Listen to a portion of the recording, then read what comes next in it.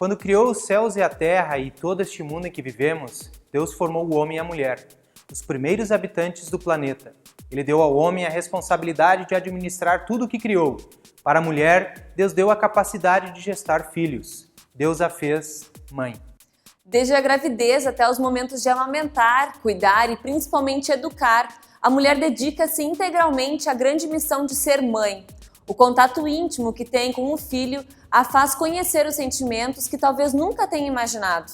Mas o papel de mãe, avó ou até mesmo madrinha também traz grandes responsabilidades. O ambiente em que a criança se desenvolve deve ser de bons exemplos, muito amor e intensa dedicação de todos que acompanham o seu crescimento. Hoje vamos falar sobre as mães. O programa CPT Cristo para Todos é uma produção da Igreja Evangélica Luterana do Brasil. Não saia daí, queremos ser uma boa companhia para você.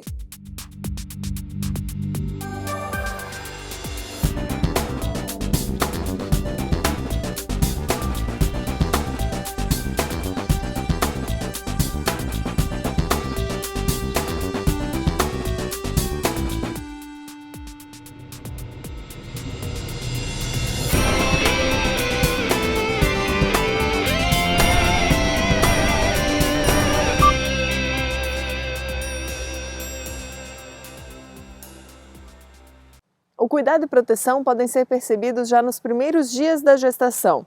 A dedicação pelos seus filhos é uma das virtudes mais admiradas naquelas pessoas que receberam a bênção de serem mães. A mãe, na verdade, é a grande educadora do lar, porque é ela que incute os valores da família. É ela que, dia após dia, chama a atenção, redireciona, conversa, com aquela forma carinhosa. E isso por quê? Porque a mãe tem um vínculo com a criança que ninguém mais tem. A mãe carregou a criança durante 9 meses em seu ventre. A mãe tem o vínculo, muitas vezes, do aleitamento materno.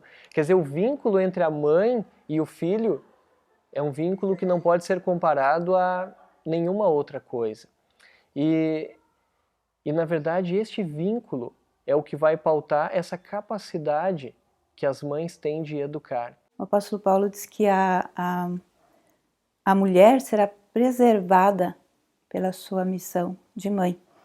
E essa passagem dá para entender como no sentido figurado, né? Aí entrando as educadoras também. De acordo com Lutero, o fato de ser mãe é a melhor obra que uma mulher pode fazer perante Deus, né? É uma missão que vale ouro, né, diante de Deus. É dar à luz, cuidar, embalar, né? Ele diz bem com essas palavras, é uma missão, é uma obra. A grande responsabilidade que nós temos, que é onde nós vamos pisar, onde nós vamos ir, para que nossos filhos também possam pisar e trilhar um caminho com segurança. Então, estas garantias nós como mães, como pais, não só a mãe, mas o pai também tem que dar. Através dos nossos exemplos positivos, né, no caso da nossa fé, de mostrar a nossa fé, levar o amor a essa criança, né, e trabalhar isso dentro da igreja, receber essa criança dentro da própria igreja com amor, com carinho, além do nosso lar, né, de ter o afeto constante. A gente tenta, né? Porque o mundo na volta é cheio de exemplos negativos. Nós como mães, como educadoras, nós podemos usar todas as estratégias possíveis, tudo que a gente pensa em relação o que fala os livros sobre educação, o que as experiências dos antigos, tudo a gente pode investir e colocar isso em nossa vida. Mas não significa que é 100% de garantia. É um contrato de risco. Tu vais procurar todos os meios possíveis para tu fazer o melhor ao educar uma criança, educar um filho. Mas sempre é um contrato de risco porque ele não é um ser isolado no mundo. Ele tem influência também de outras pessoas, ele tem influência do meio que o cerca. Em qualquer adulto, no seu modo de agir e pensar, é possível perceber a educação que essa pessoa recebeu. vamos acompanhar a história de algumas mães da Bíblia que dedicaram a vida de seus filhos a Deus e confiaram nele. É comum notar que os valores ensinados na infância moldam o caráter da pessoa e tendem a durar a vida inteira. Quando o apóstolo Paulo escreve uma carta a Timóteo, ressalta a relevância que sua avó e mãe tiveram no seu caráter e identidade cristã, tornando um homem de grande valor, especialmente no anúncio do Evangelho. A Eunice e a Lloyd, desde pequenininho, do Timóteo pequenininho, elas ensinavam ele na doutrina e admoestação do Senhor. E isso fez com que ele crescesse nesse ambiente dentro dos preceitos de Deus. É impressionante que se fala uma vez na Bíblia o nome das duas, né? Tanto da Eunice e da Lloyd. E por que Paulo escreve uma única vez ali, né? Ele coloca que a fé sincera da avó Lloyd e da mãe Eunice seria a mesma fé que o Timóteo tem. Né? Então, é uma única vez, mas é uma importância muito grande, né? Da maneira que coloca. O que a gente vê muito nessa vida da Eunice e da Lloyd é de que elas obedeceram aquilo que está em Provérbios, né? Educa a criança no caminho que deve andar. Quer dizer, que é desde a mais tenra idade, eu diria desde o ventre materno, né? Quando sabe que está grávida, já começa a orar já começa a orar junto com seu filho. No reino de Judá, quando o rei Acasias foi morto, a sua mãe, que era uma rainha perversa, resolveu exterminar todos os que pudessem interferir na sua subida ao trono.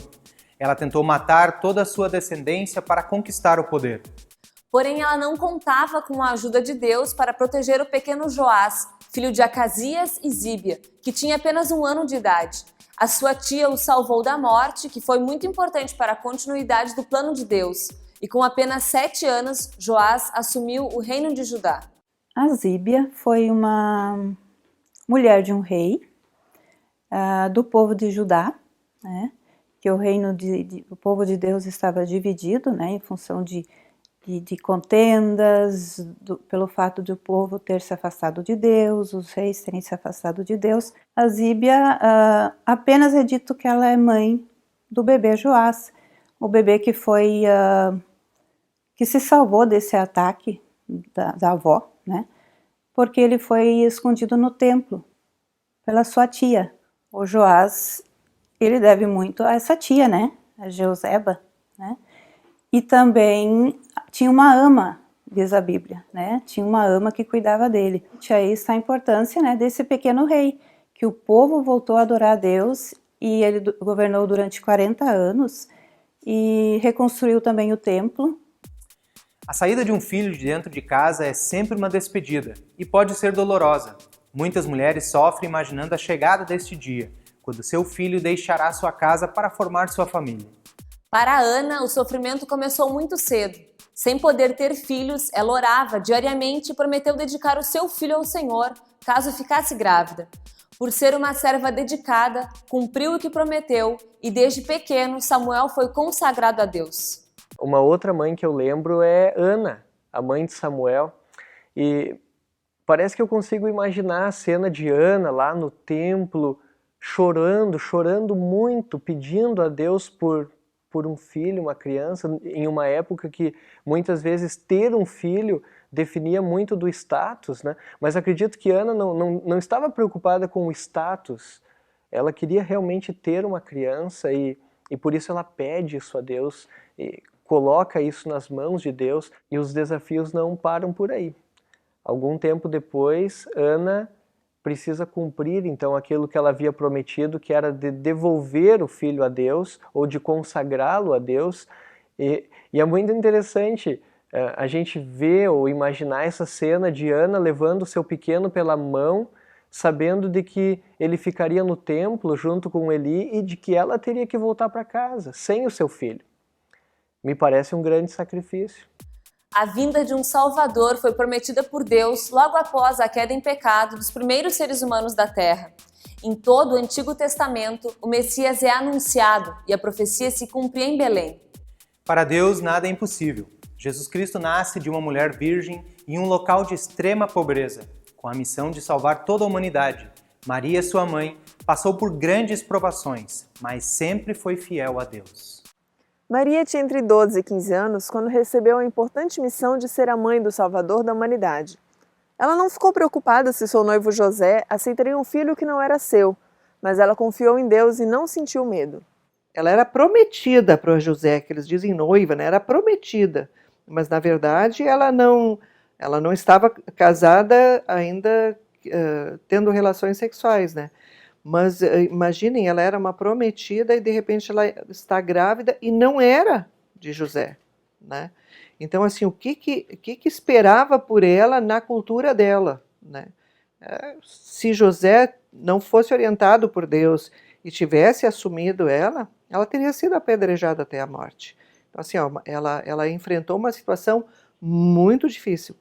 Realmente é impactante saber em uma sociedade que provavelmente a exporia a ser apedrejada ou tantas outras sanções.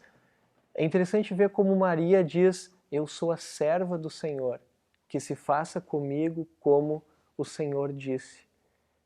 Ela não sabia o que ia acontecer, não sabia o que poderia acontecer, mas ela se coloca à disposição de Deus para ser a mãe do Salvador. Ela não se revoltou, até porque ela sentiu logo esse compromisso, mas ela era uma pessoa especial também, assim, no sentido de que Deus a escolheu porque ela é uma pessoa que sabia refletir.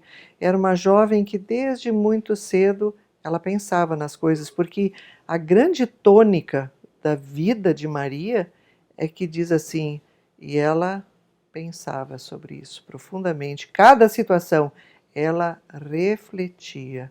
Eu acho que isso é uma coisa que nós, mães, também, muitas situações à nossa volta, com nossos filhos, o contexto em que eles vivem, nós temos que refletir bastante para que a gente possa fazer as coisas da melhor forma possível.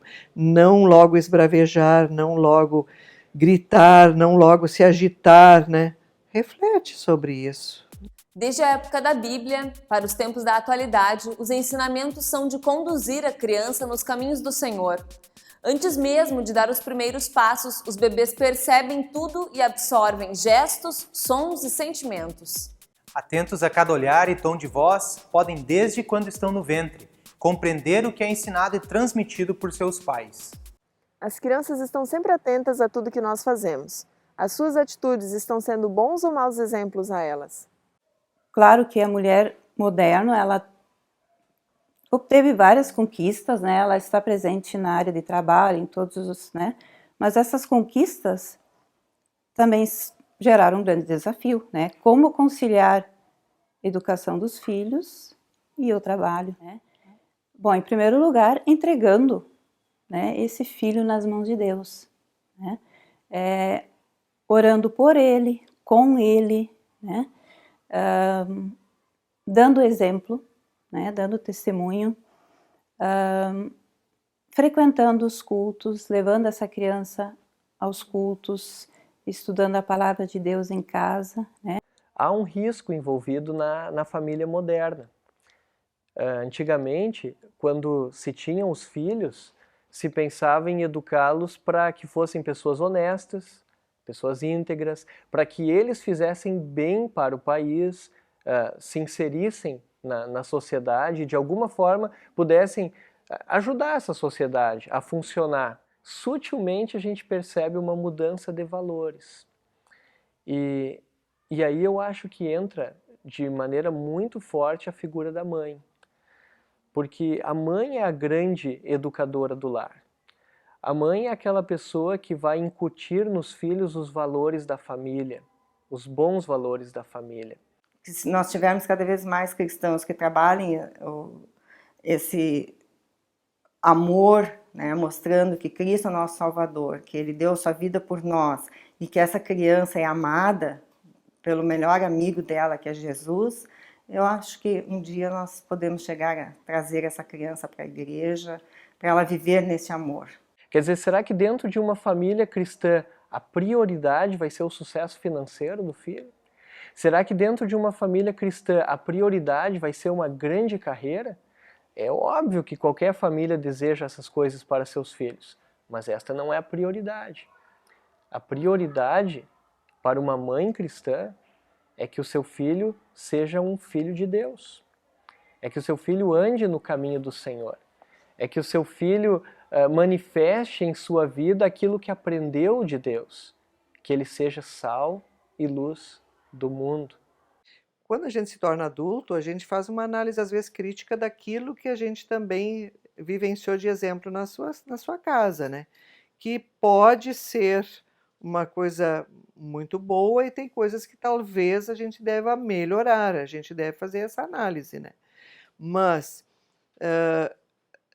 o exemplo da mãe, que eu acho fundamental, é que assim, ó, o nosso filho, isso vai gravar. Não adianta, mesmo que a gente depois faça uma análise crítica de como foi a educação, os nossos filhos, eles vão analisar e pensar sobre aquilo que nós ensinamos, né? A gente vê, às vezes, muitos velhos, assim, no leito de morte, né? Às vezes cantando músicas ou fazendo orações que aprenderam de lá de pequenininhos, né? Que os pais ensinaram. E acho que é esse legado que a gente tem que levar para os nossos filhos hoje, muito mais ainda do que antigamente, onde o mundo era mais fácil da mãe estar educando. Não são poucos os desafios das mães nos dias de hoje. E eles seriam muito maiores se Deus tivesse tirado o seu time de campo. Mas como é bom saber que Deus continua envolvendo as mães com o seu cuidado, com o seu amor, de tal forma que elas, com fé e confiança, podem abraçar com amor e com carinho esta tarefa. No mundo, né, em que tantas mães desistem da maternidade antes mesmo dos seus filhos nascerem, né, num mundo que tanto tem apregoado o aborto, como é bom saber que existe um Deus que está e estará ao lado, né, durante todo esse processo, um Deus que faz grandiosas promessas, um Deus que nos oferece a sua palavra com ricas instruções, recomendações para a administração de uma família, para o cuidado dos filhos. Eu conheci pessoas que já disseram que não vão colocar filho no mundo, com medo do futuro, do que reserva para os nossos filhos. E aí vem a nossa busca de buscar em Deus. Eu acho que é a nossa única solução. Eu vejo assim, ó, que há momentos que realmente tu tem que dobrar os joelhos e pedir a Deus. Porque há momentos que a gente se sente muito frágil, até medrosa, preocupada, que é uma realidade que nos cerca, né? Mas Deus também morreu por isso. Jesus também morreu por isso. É uma coisa que eu vou estar contigo. E isso que nós temos que acreditar. Eu vou estar contigo todos os dias da sua vida. Então, assim, ó, tente o melhor que tu sabe. Lembrando sempre que Jesus está contigo a cada dia. A promessa de Deus de salvar a humanidade se cumpriu em Jesus Cristo. Todos os seus filhos estão sob sua graça.